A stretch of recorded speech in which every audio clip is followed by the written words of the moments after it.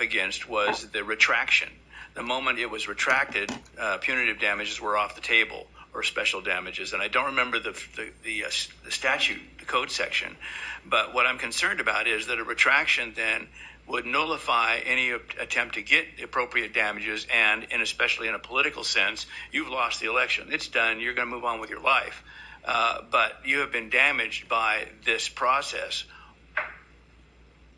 Isn't there some play within that in terms of if there's a retraction? Okay, well, your damages are minimal now. You've only lost. You can't prove anything. You're a public figure. Bye.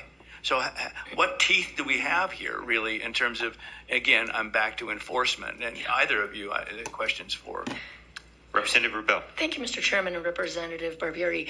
This has a lot more teeth in that regard than a background defamation case would have. There's nothing in here that says you would lose your ability to collect damages, special and actual, if there's a retraction. So you can still go and sue the pants off them after you've lost your election, even if they've done a retraction. There is nothing stopping you in this after they've retracted it from suing for, hundreds of thousands of dollars or whatever. And so, it wouldn't be tied up in that same framework as that. This is very separate from a defamation suit, because again, the goal of this is not to protect us. I know we all want to be protected and we deserve to be protected. We don't deserve to be dragged through the mud, but this really is about public protection. This is really about protecting the integrity of our election system. And did you want to add? Representative Scott. Scott or Scott? Scott. Okay. Thank you, Mr. Chairman. Representative Rubel, so my question, I got a couple questions, but candidate. We file for candidacy at a certain point. Up till that time, is someone considered a candidate or not? Is it between the filing periods? Or like right now, I'm not a candidate, so they could be doing all this stuff and it would be legal, but I think, February 20th or something, I will become a candidate. Yeah. And so how does that I appreciate you using this forum here to announce your candidacy for re-election. I did not do that. That's what I heard. Representative Rubel. Thank you, Chairman Crane and Representative Scott. Candidate is not defined in this statute, nor is it defined in any of the parallel statutes going through in other states. So it would be a pretty loose definition where you would establish, I believe that if you generally had intent to run and it was, perhaps you might have to say it was known to others. Maybe it would have to not just be in your own mind, but if you had expressed some intent somewhere that you intended to run for something, I think at that point you would become a candidate, or you could make the case that you're a candidate. So it's not a capital C candidate. I think this would protect you earlier in the stage than simply when you filed your paperwork. Representative Scott. I don't know if Representative Scott has a thought on that. Follow up. Mr. Chairman, Representative Rubel. So what about, let's just say, an ex-legislator that lost their campaign? So they're very angry. A new person's got in, and so then they just start doing meme after meme after meme. They're not really, or the new person starts bothering the person. Are they a candidate? Or are they not a candidate? Because they lost, the election's over, there's no time. Yeah. Or maybe a representative from like 5 years ago that wants to read and is there any? I guess the definition of candidate seems critical to me. What does that mean? Representative Rubel. Thank you, Chairman Crane, and thank you, Representative Scott. I guess I would revert to my earlier answer, which is this is specifically in connection with electioneering communications. So this is specifically, communications and representations that are put out there in the context of swaying the outcome of an election. As I said, there is room for lots more legislation in the world as other people are defamed by things, but that is not this bill. But those bills should be probably brought. But this one really is just focused on electioneering and make sure elections are not stolen through false misrepresentative communications to voters. But that doesn't mean that other people shouldn't be shielded from this as well. But this is the bite of the apple that we're taking, is just trying to protect electioneering communications specifically. But thoughts? Follow up?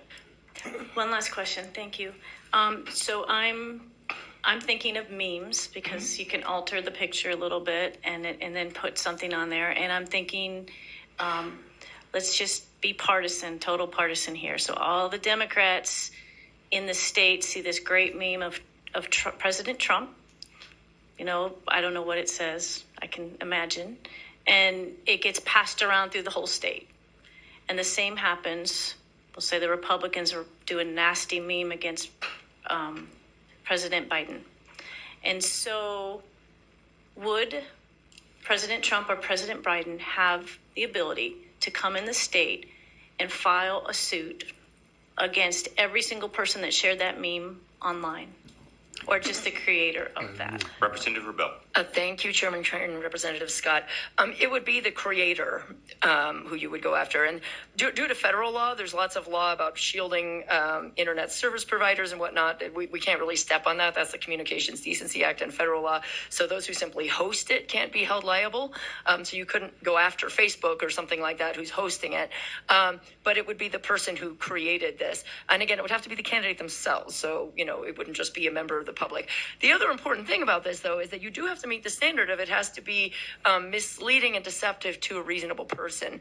So if it's just an attack meme that a normal person would see as obviously an attack meme and is not an actual false representation, making it look like the person said something they didn't say, I think all of those memes would be safe from anybody attacking, because as long as or if they have the disclosure. So if it's either obviously not misrepresenting what the person said or did or disclosed, then there would be no real ability to bring a suit, period. Representative Crane. Thank you, Mr. Chairman, and Representative Rubel. I'm not an attorney, so I'm asking for your expertise on this. To go back to Representative Alfieri's point on having some monetary number in there that would deter, hopefully, people, can you do something with language that says not less than X number of dollars, 10,000, 20,000, whatever it is? Can you say something like that so it doesn't put a cap on damages or anything like that that's beyond that? Representative Rebel or Representative Skog. I'm going to let Representative Scott field this one. Mr. Chairman, Representative Crane, Keep it yes, simple, eh? that could be added into the bill, but there may be some points where that would be unjust at any number on this. That's why I like it being left to the jury and the judge on this matter. But that's me, and I hope you will support this bill as it is written. You can sense, though, the committee's concern, and I share the concerns of the committee. I really do think you need to have a mandatory minimum in there, and I know I've overused that term, but the election process is so fundamentally important to our state and our citizens, and that there is truth in advertising that you can't set that bar high enough for me. And so I know you talked about $10,000. That's not even close, because of the integrity. Men and women have lost their lives for the right to vote, and we need to make sure that there is truth in advertising. Any further comments or questions? Representative Crane, 12. Thank you, Mr. Chairman. And that was one of my comments as well, was in the case of what Representative Alfieri was saying, the election's done. You can't go overturn it. And in the case of this defamation, our lives and our reputations are worth more than any dollar amount. What could be created, who knows, and who could even fathom what someone would come up with, but it could ruin your life and could ruin your career beyond, yes, a 2-year term here in the Idaho legislature. It can ruin your life. And so I would like some teeth personally. I understand Representative Alfieri's comments. How many Cranes are in from the average common person, legislature in the last 40 you attorneys years? know what you could do, but yeah, that'd be my comment as well. Your whole family. Mr. Chairman, Yes, certainly. Representative Crane, I am sensing, as my chairman has indicated, that many of you would like more teeth in that. I'm willing to visit about that if you are. My preference would be to send it as is, just because you could see scenarios where you have a high school student dinking around that does something stupid. And, I think there are scenarios where we might regret sticking, absolutely everybody with a $10,000 minimum or something. I think there will be room to give really, really harsh penalties for really bad actors here. But I guess I personally think that we have enough deterrence in this bill without putting in a required minimum amount. I think we kind of have some misfires if we put in a mandatory minimum. Don't you think, Representative, if you'd like your bill to move forward, and if the committee is hesitant about that, are you willing to work with the committee to come up with some floor as a basis to start with for a penalty. How much did you get paid? I am willing to. Of course, I want this bill to move forward. $125,000 I would urge you to support it as is, just for a variety of reasons. Again, if we set it too high, we could end up with some injustice where people maybe don't deserve to pay that much. If we set it too low, then we might be sending the wrong signal that this is the ballpark of damages you can expect. I mean, if we set it at $5,000, then people might be looking at it again. We have a lot of non-lawyers out there, and they might think of it and say, oh, I'm just going to be on the hook for $5,000. That's worth it to steal an election. So I'm a little concerned that when we actually stick a price tag on there, it could hurt in both directions. It could hurt both in the direction of overly punishing people who are stupid high school kids, or not most kids are not stupid high school kids. I use that actually, but it might also be harmful in sending the message that this is the ballpark of damages they can expect. Whereas a really bad PAC who totally steals an election and acted with intent and terrible, and used high-tech stuff, I hope they'd be nailed for 100, 200,000. I mean, much, much more. So I kind of like the vagueness because it leaves people in fear of very large amounts, but still leaves the flexibility to not unduly punish people dinking around on a website and that didn't do that much damage and didn't steal an election. So again, I would urge you to send it as is, but obviously I want something to happen on this front. Certainly. Representative Scott. Thank you, Mr. Chairman. Representative Rubel, sorry, I got one more question here. So if I hire a media company that creates this awesome synthetic, synthetic media of my opponent, and then I share that. They created it, or I'm sharing it, or I would just give it to someone random that doesn't know about the law and have them share it. Who's responsible? Would I be responsible? The creator. So you're saying these like big media companies that produce this stuff are the ones that are going to be liable? Representative Rubel. Thank you, Chairman Crane and Representative Scott. So the language in the bill refers to sponsor of the media, and I did some research on all the other states that have this. That is the standard language, and again, it's not a defined term, so it's a little bit loose in that regard, but that kind of intentionally so, because you want a little bit of wiggle room but it would be in that scenario, as the person who hired the company to do it, it would essentially be a work for hire. So it would be the person who instigated the creation of this, approved it, bought it, and put it out there in the world. Any further questions? Representative Young, then we're going to go Alfieri, and then welcome Representative Gannon. Thank you, Mr. Chairman, Representative Rubel. Just a quick question for my information. On page 2, on lines 2 to 3, the language is may bring an action for general damages.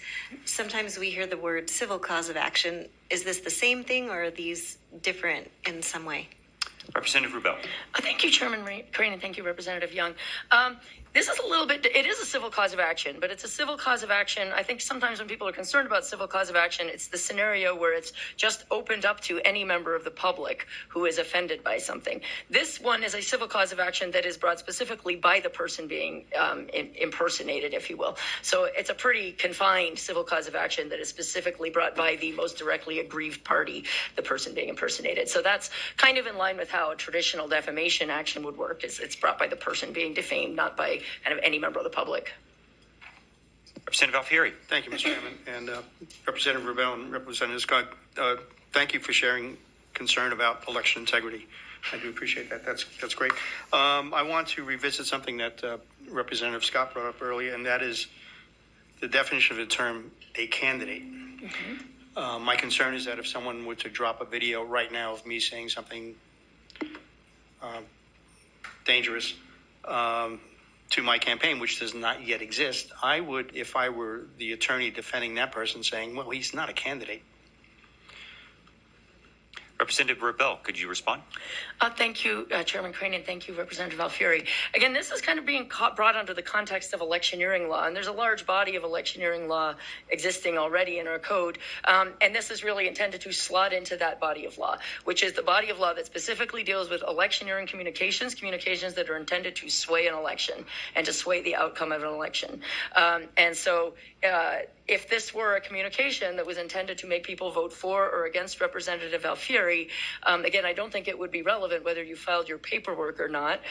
If it is the clear goal of this thing to sway the outcome and direct people's votes for or against you, it would be an electioneering communication. And I think for those purposes, you'd be considered a candidate at this point, regardless of where the paperwork is in process. Yes, Mr. Chairman, thank you. Representative Rubel, my investigation into a lot of the electioneering laws in this state is that prosecution of people who have violated electioneering laws is very weak. So I don't think that would be an effective means to prevent this from happening if I was not yet a candidate. I don't see that there's enough teeth in this to prevent that from happening. I would like something more along the lines of saying that a looser definition of what a candidate is, frankly. Someone who's run in the past, someone who could potentially be running. I would like to see that type of protection. Thank you, Chairman Crane, and That's thank possible. you, Representative Alfieri. You're the attorney, I'm not. So. Yeah, no, I mean, I believe by virtue of not capitalizing candidate and defining it, I think it actually does leave it very loose. And I think it leaves it very open for lots of people to contend that because they were a candidate before, because they plan to be in the future, that they do fall under that category of candidate. With respect to enforcement, some of our electioneering laws, I think part of the problem is that it's left to government to enforce. And some of them require, Secretary of State to take action or whatever. And part of the goal here is that we're not throwing it in the lap of an agency and hoping they take action. It empowers you yourself to take action if you have been impersonated. So hopefully that will actually broaden the enforcement because it will open the doors of the court to the people who have been misrepresented. So Representative Rubel, let's play out a real life scenario. You get elected in 2024. You get sworn in 2025, and someone creates. They don't like your vote on a particular issue, and so they create one of these particular things. They're not subject to this because you're not a candidate, and they're not electioneering because they're not within 90 days of the election. So in an off-election year, they can pretty well say and do whatever they want. They could have you voting for, pick an issue that's a hot topic and and voting with the majority party on it. And I don't think that you're addressing that in this legislation. Thank you, Chairman Crane. I guess I would once again revert to my answer, which is that there are an infinite number of ways in which artificial intelligence and impersonating people can do terrible things to people's life. They could do it to your spouse, who never was a candidate and never will be, But that is not then. There is room for more bills on this and probably need to be more bills. But this is really specifically focusing on messing up outcomes of elections using these deep fakes. So again, I want to kind of stay focused and get this done and then look at other things because I think tons more needs to be done in AI. But this bill I feel like doesn't need to be the vessel for addressing everything in the world that AI can do. But I think this is an important piece of the puzzle, which is specifically on electioneering and specifically making sure that candidates are not misrepresented in electioneering communications. But I would urge people to look at broader legislation to address all kinds of issues in this area. But I don't know that this, as I said, is the bill that is designed to take on everything that can happen in the world. Representative Gannon, then Representative Young. Thank you, Mr. Chairman. And I've been to the eye doctor, so I didn't hear everything that's been said. Has there been any discussion of the North Carolina legislation? Not at all. Yeah, I just wanted to interject that North Carolina had a bill with this remedy, and it was very successful. The person who, and it was just limited to the. It's just limited to candidates, and the person who was elected lieutenant governor in North Carolina sued his opponent because his opponent had not properly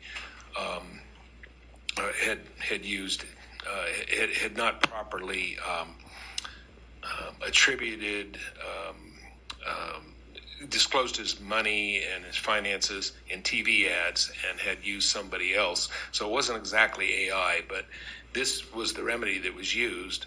and the lieutenant governor, the elected lieutenant governor, got $15,000 award from the court, and they appealed it to the North Carolina Court of Appeals, and it was very effective because he put that money into his campaign fund. And I wish I don't have my computer with me, but it's otherwise I'd get you all a copy. But so the remedy can work, and it also because I've been looking into this too, and I'm even a co-sponsor on Representative Young's AI bill that addresses a different area.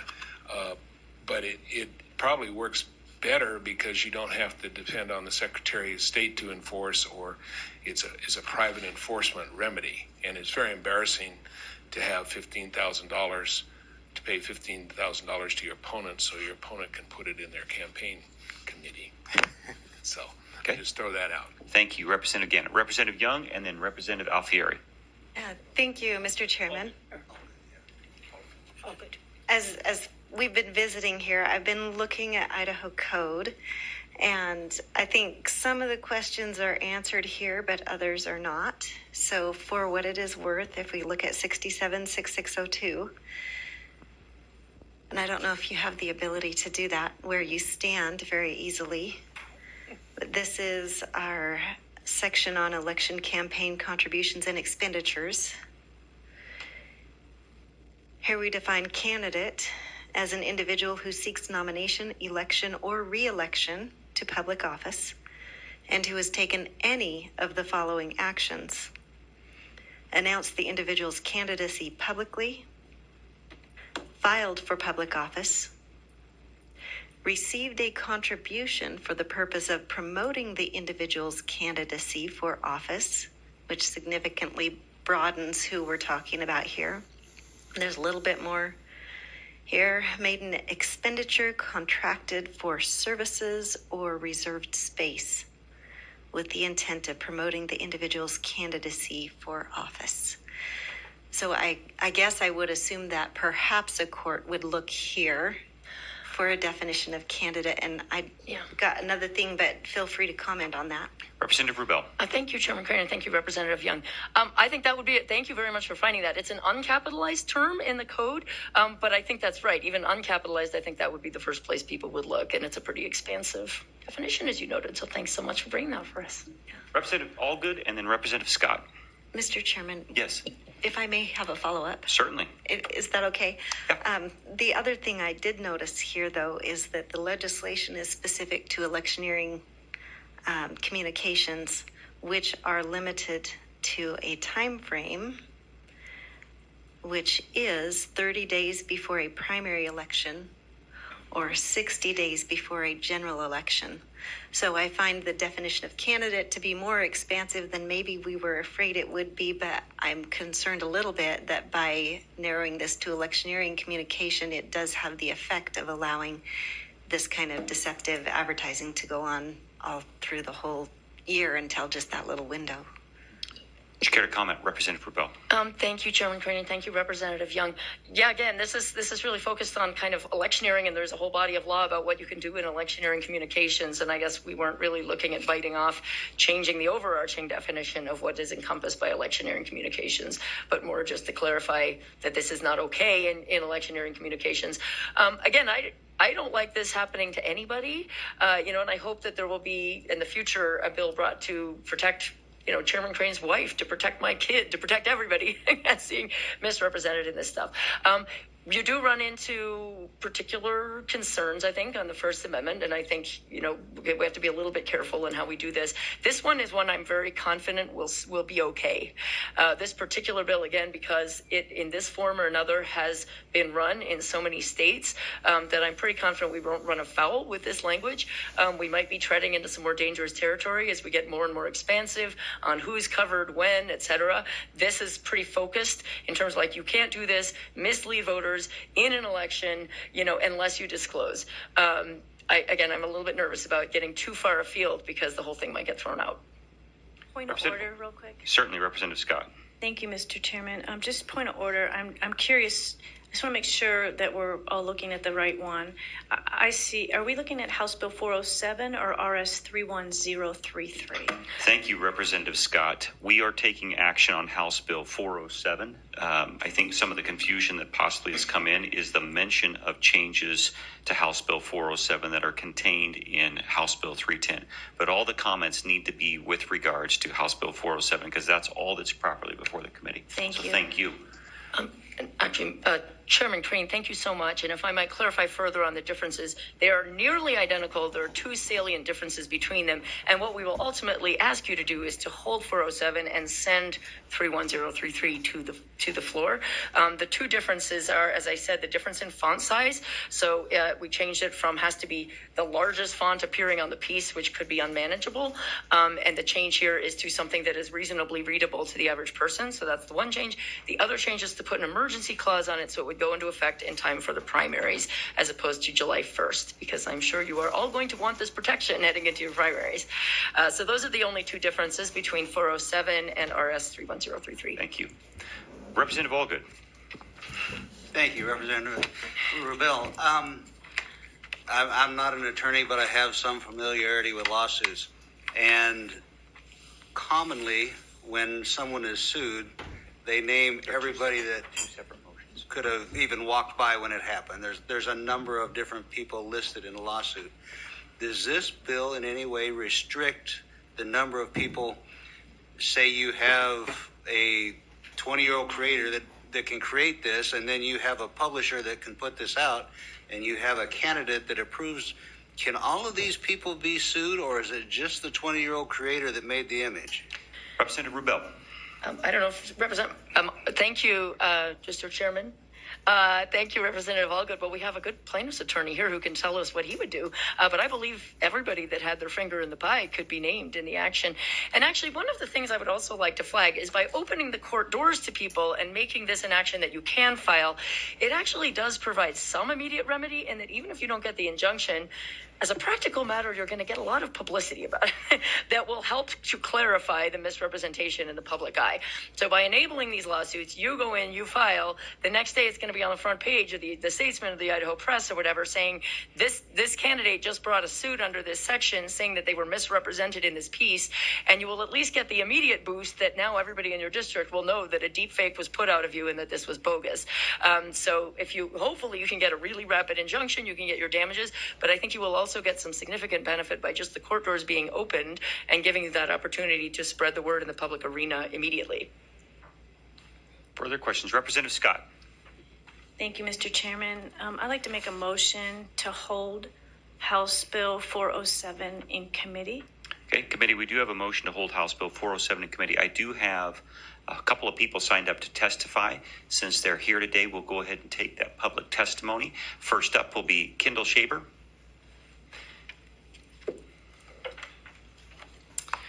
Good morning, Chairman Crane and members of the committee. My name is Kendall Shaber, and I am speaking on behalf of the League of Women Voters of Idaho and its members.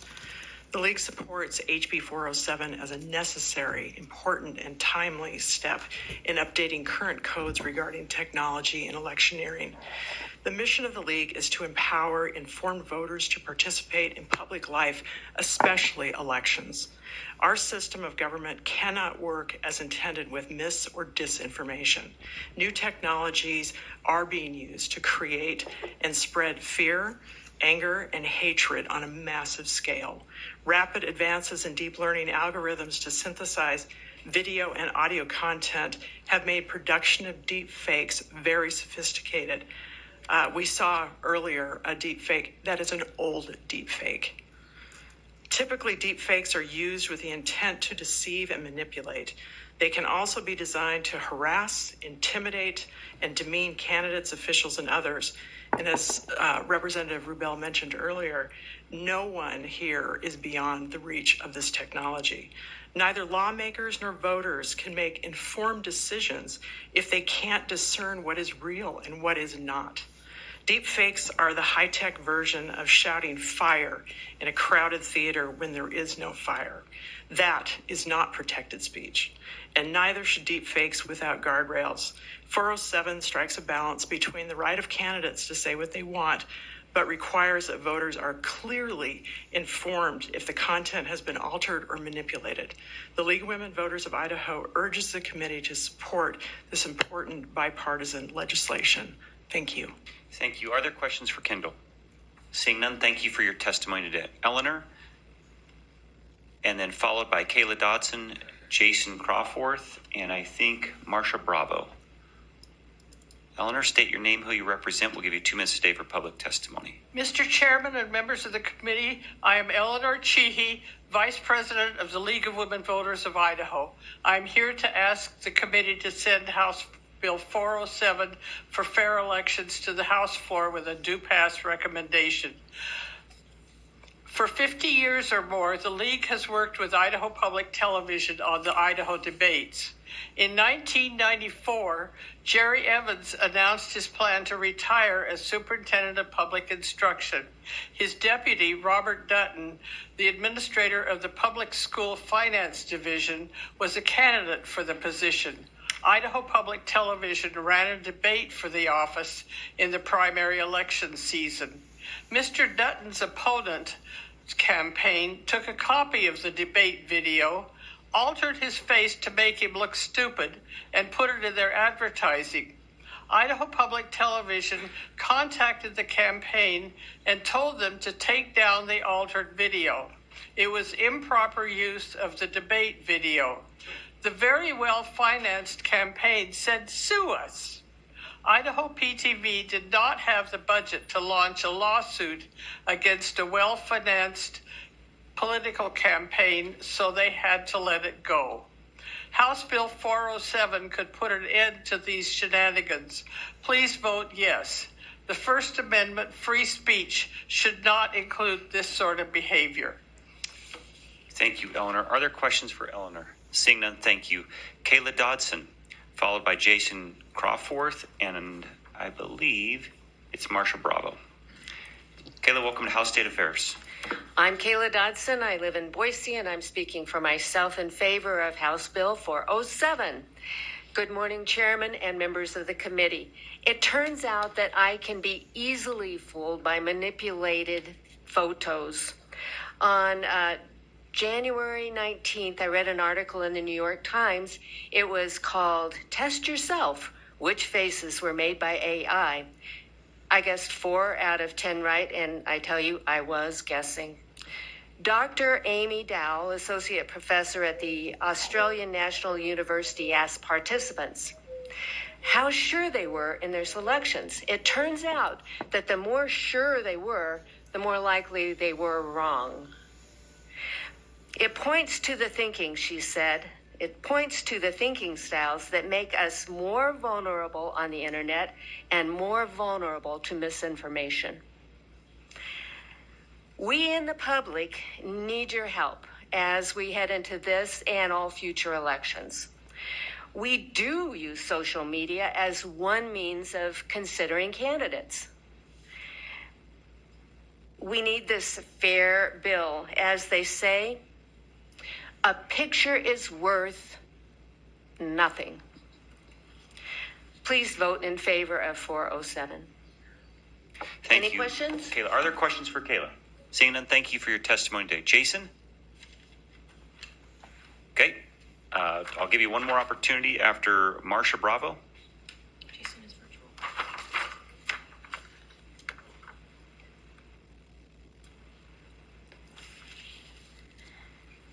Chairman Crane, members of the committee, good morning. My name is Marsha Bravo, and I am an Idaho native. I love Idaho and care deeply about our state.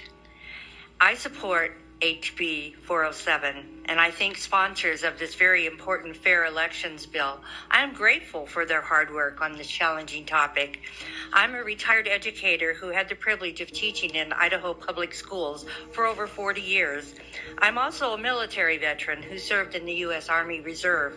I include both references in my citizen testimony today because both institutions represent ideals that are grounded in high ethical standards, personal responsibility, and truthful, transparent communication, in such contrast to synthetic, fake images created by AI.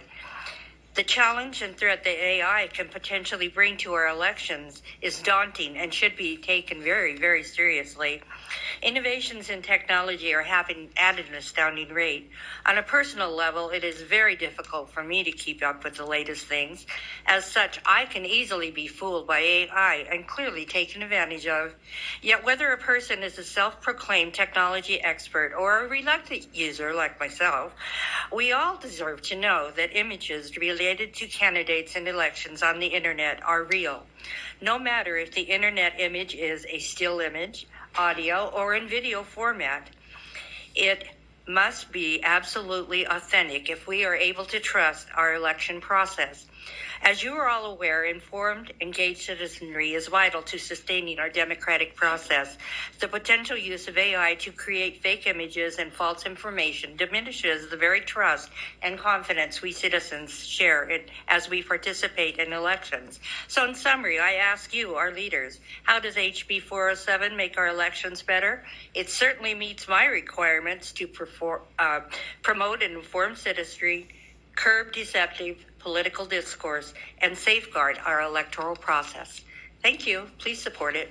Thank you. Are there questions? Seeing none, thank you. Jason is a virtual testifier, my secretary reminded me, so thank you. Jason, we'll try to bring you in virtually.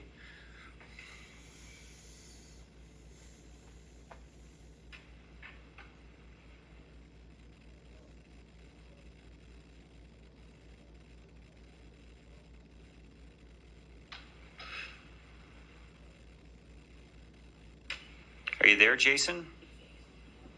I'm here. I don't think you can see me, but looks like you can hear me. Can you hear me? We can. All right. Thank you, Chairman. My name is Jason Crawforth. I'm a resident of Boise and I've been a tech entrepreneur for about 25 years. I have been actively working on fighting against deepfakes since it was before it was coined in 2017. I've been working on this for about 7 years. I appreciate all the questions that the representatives have asked. There is a lot of information, and this is a multi-headed hydra problem that you, as well as every country and state on our planet, are dealing with. Just to give you some context, we've been in the information age for about 30 years. We use information that is now currency in our world. The largest companies in the world peddle in information, and we use it. And we've used information to inform, educate, entertain, and influence. What we've done over the last 5 to 7 years is we've moved into the disinformation age, where we deceive, manipulate, and defraud. Just to give you an example of how this is accelerating.